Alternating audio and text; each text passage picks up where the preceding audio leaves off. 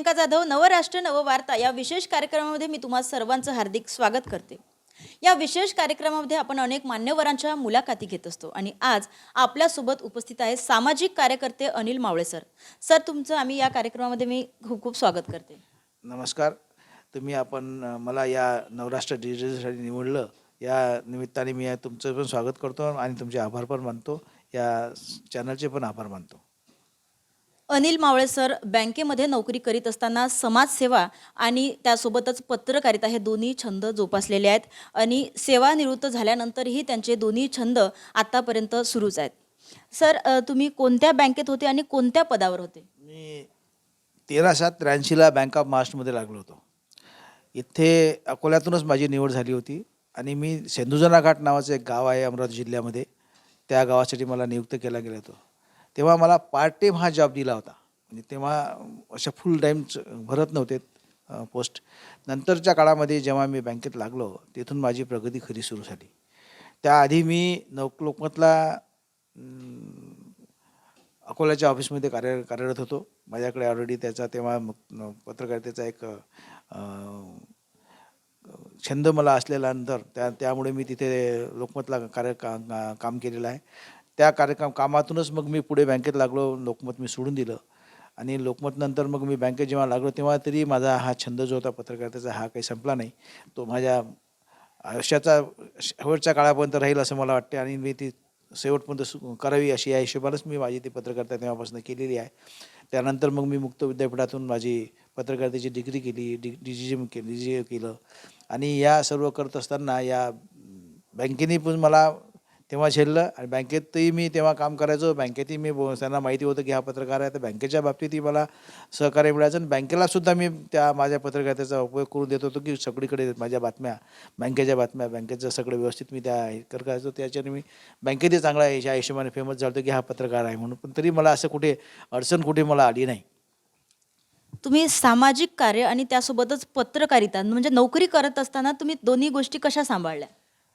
नोकरी पहिल्यांदा मी त्याला किंमत दिली. नोकरीमध्ये कुठेही मी मध्ये पत्रकारिता येऊ दिली नाही. जी माझी वेळ होती नोकरीची त्या पिरियडमध्ये मी नोकरीच करायचो. पण सामाजिक कार्यातूनच मला पत्रकारितेची खरी आवड झाली. जिथे कुठे मला अन्याय दिसत होता तिथे मी माझ्या या लेखणीतून ती लिहायचो आणि त्यातनं प्रत्येकाला सामाजिक न्याय द्यायचा हा माझा वसाच होता आणि मी त्या हिशोबानेच माझ्या बँकेतसुद्धा मी असं कुठे मला आढळलं तर मी बँकेवाल्यांनासुद्धा म्हणायचो की नाही नाही साहेब, ते आपण त्याचं काम केलं पाहिजे. कारण की हा विषय जो होता सामाजिक भावनेतूनच होता माझा आणि तिथूनच मला खरंच प्रेरणा सुरू झाली. सेंदुजना घाट नावाचं जे गाव होतं ना, हे गाव खरंच म्हणजे मुळात इतकं सुंदर गाव होतं. त्या गावासारखं गाव मला सुरुवातीला ज्या दिवशी मला मिळालं 13/7 त्याला म्हणतो आपण 13/7/83ला मी तिथं जॉईन झालो होतो. तर त्या गावाने मला खूप साथ दिला. त्या गावातूनच मला कार्यकर्त्यांनी मोठं केलं, त्या गावातल्या लोकांनीच मला मोठं केलं आणि तिथून मला खरा त्या पत्रकारितेचा वसा लागला आणि तिथूनच मी माझी बँकेची कारकीर्द सुरू केली आणि लोकमतची आणि इतर वर्तमानपत्रासुद्धा मी तिथून लिहायला लागलो होतो. सामाजिक कार्य करीत असताना तुम्ही काय कोणते कार्य केले? सर्वात आधी तर आम्ही तिथे सेंदुजना घाटला एक गाव असं होतं ते गाव की त्या गावामध्ये पोलीस स्टेशन नव्हतं. म्हणजे आरोग्याच्यासाठी कुठल्याही प्रकारचं हॉस्पिटल नव्हतं. त्या भागात संत्र्याचे इतके बगीचे आहेत, पण त्या भागातल्या लोकांना धरणं नव्हती, तलावं नव्हती आणि असं असताना मग आम्ही तिथे एक युवा चेतना नावाची संघटना स्थापन केली. त्या युवा चेतना संघटनेचा एक कार्यभार म्हणून सचिव म्हणून मी तिथे काम करायचो. त्याचा एक पाईक म्हणून जेव्हा आम्ही ती संघटना स्टार्ट केली त्या संघटनेमध्ये मग हे जे विषय निघाले की आपल्याला पोलीस स्टेशन पाहिजे, आपल्याला रस्ते पाहिजेत, आपल्याला धरण पाहिजे, आपल्याला पोलीस स्टेशन आरोग्य डिपार्टमेंटसाठी एखादा वेगळा असा हॉस्पिटल झालं पाहिजे. ह्या सर्व गोष्टी जेव्हा आम्ही तिथे करायला लागलो तेव्हा या संघटनेतून आम्हाला एक काय म्हणू त्याला आपण एक चेतना निर्माण झाली की आपल्याला ही गोष्ट करायला पाहिजे, ती गोष्ट करायला पाहिजे. तर त्यातनं आम्ही सर्वात आधी निवडलं पाण्याचाच प्रश्न. नागठाणा नावाचं एक धरण होतं तिथे. ती जागा होती त्या नागठाणा गाव. त्या गावात आम्ही त्या धरणाची जागा त्या गव्हर्नमेंटला सांगितली. वसंतदादा पाटील तेव्हा वॉटर सप्लायचे आणि मुख्यमंत्री होते तेव्हा ते. त्या पिरियडमध्ये मग ते तिथे आले होते. तर त्यांनी ती जागा वगैरे पाहिली. त्यांनी ते मंजूर केलं. तर सुरुवात म्हणजे आमच्या संघटनेचा तो एक वसा होता. त्या संघटनेचा एक ते आमची विजय होता, की त्यांनी त्या विजयातून आम्हाला तो नागठाणा धरणाची सुरुवात तिथून झाली. मग तिथून आम्हाला हळूहळू आमचे कामं ते सुरू झाले त्या गावातनं. त्या गावाला एक विशेष आणखी एक महत्त्व होतं, की त्या गावामध्ये जो कोणी कार्यकर्ते होते, जे कार्यकर्ते होते, कुठल्याही बाबतीत ते ज्याला का आपण म्हणू का ज्याला हे म्हणू आपण, की प्रोग्रेसिव्ह जे कार्य असेल त्या कामात त्यांनी कोणत्याच गावाच्या लोकांनी अडथळा नाही आणला. तेव्हा मी तिथे बाहेरगावचा होतो, मी त्या गावातला नव्हतोच. परंतु काही विचार त्या लोकांनी माझे ऐकले, त्या लोकांचे मी पण ऐकले. तर आम्ही त्यातून जे सुरुवात आमची केली, तो एक आमचा एक विजय झाला, की नागठाणा धरण आम्हाला मिळालं. पोलीस स्टेशनचं स्टार्ट झाली. आरोग्यासाठी आम्हाला तिथे हॉस्पिटल पाहिजे होतं, ते पण आमच्या तिथे झालं. आज तिथे कुटीर रुग्णालय तयार झालं. यामुळे यातनं आम्ही मग असं पुढे समाजाची सेवा करत गेलो. त्यात एक असा विषय होता, की दर महिन्याच्या 17 तारखेला मुलांसाठी पोलिओचा कॅम्प घ्यायचा. तो आज तक चालू आहे. आजपर्यंत चालू आहे तो कार्यक्रम त्या गावामध्ये. तर हे असं करता समाजाची तेवढी आवड लागली आम्हाला, ती सुरुवात झाली तिथून करायची. तुम्ही सेवानिवृत्त कधी झाले आणि त्यानंतर सुद्धा समाजसेवा आणि पत्रकारिता सुरूच आहे का तुमची? हो, मी 30 एप्रिल 2020ला सेवानिवृत्त झालो, कारण करोनाच्या काळामध्ये. आणि समाजसेवा माझी सुरूच आहे आणि पत्रकारिता पण सुरूच आहे. म्हणजे दोन्ही साप्ताहिक मी नियमित काढतो आणि नियमित माझी पत्रकारिता ते आहे ते सुरूच आहे.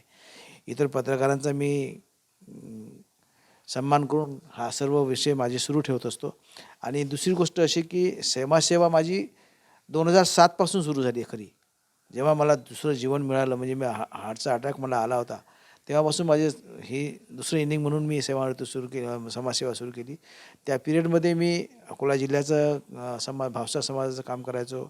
नंतर पंचायत कमिटीचं अध्यक्ष पण झालो. आता मी सध्या विदर्भाचा भावसार समाजाचा अध्यक्ष आहे. 11 जिल्हे जवळपास त्यामध्ये येतात. ही सेवा सुरू करताना अनेक समाजातले काही प्रश्न असतात, काही इतर समाजातले सुद्धा काही प्रश्न असतात, विवाहाचे प्रश्न असतात. प्रत्येक समाजात हा विवाहाचा प्रश्न आहेच. आमच्या समाजातही हा प्रश्न होताच. त्यामुळे मग मी वधूवरचं एक असं समूह काढला. सर्वात आधी महाराष्ट्रात, म्हणजे आमच्या समाजाचा हा वधूचा समूह मी काढला व्हॉट्सअपवर. आणि आज तागायत म्हणजे 2020 पासून 2019-20 पासून आमचे 377-78 लग्न आमच्या या समूहातून जुडलेत. आणि सर्व विदर्भाच्याच काही मुलं आहेत, काही विदर्भाच्या बाहेरचे सुद्धा मुलं मुली आहेत.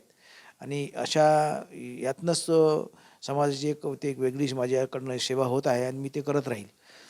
या बाबतीतलं आणखी दुसरी गोष्ट सांगायची, की करोनामध्ये जेव्हा हा विषय होता, करोनामध्ये प्रत्येकाकडे खूप, म्हणजे तेव्हा हलाखीची परिस्थिती होती. तेव्हा मी पंचायत कमिटीचा अध्यक्ष होतो. आणि या पिरियडमध्ये प्रत्येकाच्या घरी जाऊन, त्या पिरियडमध्ये मी प्रत्येकाच्या घरी गेलो. म्हणजे अकोल्यातले जेवढे काही घरं असतील गरीब लोकांच्या, त्यांच्या घरी मी गेलो. कुठे त्यांच्याकडे काही कुठे अडचण येते का ते मी पाहिलं. माझ्या सर्व्हिसमधले मिळालेले 78,000 रुपये तेव्हा मला जास्तचे, म्हणजे माझ्या 2 महिन्याच्या सुट्टीचे जे पैसे मला मिळाले होते, तो पूर्ण खर्च मी ते करोना काळामध्ये माझ्या समाजातल्या जेवढे गरीब विद्यार्थी होते, त्या गरीब विद्यार्थ्यांच्या घरी जाऊन प्रत्येकाला किट देऊन आम्ही तेवढी सेवा केली. तो एक मला समाधान त्याच्याबद्दल मला वाटते. आणि मी ती समाजसेवा समजतो, कारण की प्रत्येकाला तेव्हा गरजच होती. कारण ज्याच्याकडे आहे त्यांनाही गरज होती, ज्याच्याकडे नाही त्यांनाही गरज होती. तो एक माझा सर्वात मोठा, मला तो एक प्लस पॉईंट वाटला, की माझ्या जीवनात मी काहीतरी करू शकलो. स्वतःचं वर्तमानपत्र होतं की तुम्ही इतर ठिकाणी जॉब करता? नाही, मी लोकमतला जेव्हा होतो सुरुवातीला 77, 78, 79मध्ये, तेव्हा मी लोकमतला बाबूजींच्या काळात तिथे लागलो होतो अकोल्यालाच. तेव्हा श्रीकृष्ण मिश्रा नावाचे जिल्हा प्रतिनिधी होते. आणि कालांतराने त्यांचं नंतर निधन झालं. आणि त्याच दरम्यानच्या काळात 77-78च्या पुढे मग मला 83मध्ये मला बँक ऑफ महाराष्ट्रमध्ये नोकरी लागली. मग मी नोकरी जॉईन केली आणि लोकमत मी तेव्हा सोडून दिलं होतं. समाजसेवेबद्दल इतरांना जर संदेश द्यायचा असेल तर तुम्ही काय संदेश द्याल? समाजसेवा करताना स्वतःचं हित पाहिल्यापेक्षा समाजाचं हित कसं पाहिलं जाईल, हा विषय प्रत्येकाने जोपासला गेला पाहिजे. मला हे काम आहे, मला ते काम आहे, हे न सांगता 24 तासाची समाजसेवा ज्याला म्हणतो आपण, की रात्री 11 वाजले तरी समाजसेवा झाली पाहिजे. आजही आम्ही तीच करतो आहे. म्हणजे कधी आमचा मोबाईल बंद राहत नाही. आणि ज्याला गरज असते तो म्हणूनच तो आपल्याला फोन करते आणि त्याची आपण सेवा केली पाहिजे, त्याच्या कामात आपण पडलो पाहिजे. आजही समाजात मला कुठे जर फोन आला तर मी ताबडतोब तिथे जातो. कुठलाही असो, मग तो माझ्या समाजातच नाही, कुठल्याही समाजाचा असतो, कोणीही असो, माझ्या मित्रापैकी असो, माझ्या नातेवाईकापैकी असो, अशा प्रकारचं वर्तन प्रत्येकाने केलं तर आणि तरच समाजसेवा केल्या जाते. प्रत्येक व्यक्तीमध्ये सुप्त गुण दडलेले असतात, परंतु कामाच्या व्यस्ततेमध्ये प्रत्येक व्यक्ती हे आपले छंद जोपासू शकत नाही. परंतु अनिल मावळे सर यांनी नोकरीनंतर त्यासोबतच पत्रकारिता आणि समाजसेवा हे दोन्ही कार्य केले आणि त्यानंतर सेवानिवृत्त झाल्यावरही आजही त्यांचे छंद जोपासले जात आहे. हे खरंच कौतुकास्पद आहे. अकोल्याहून प्रियंका जाधव, नवराष्ट्रासाठी.